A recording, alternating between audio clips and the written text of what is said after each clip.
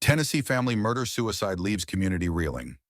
Authorities in Tennessee are investigating a devastating family murder-suicide after a woman allegedly shot and killed her two young sons and her elderly grandmother before taking her own life.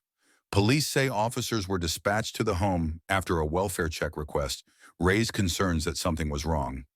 When first responders entered the residence, they found four people dead from apparent gunshot wounds. Officials have not yet released a motive, but investigators say there were no signs of forced entry and no evidence that anyone else was involved.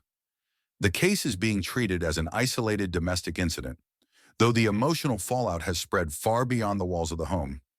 Law enforcement officials describe the scene as one of the most difficult they have encountered, involving multiple generations of the same family and children who were still in elementary school. According to investigators, the incident unfolded inside a modest family home in what neighbors describe as a close-knit and normally peaceful area. A relative requested a welfare check after being unable to reach the family for an extended period. When officers arrived and forced entry, they discovered the bodies of two children, their great-grandmother, and the woman believed to be the shooter. Police say preliminary evidence indicates the woman acted alone and that the shooting occurred within a short time frame.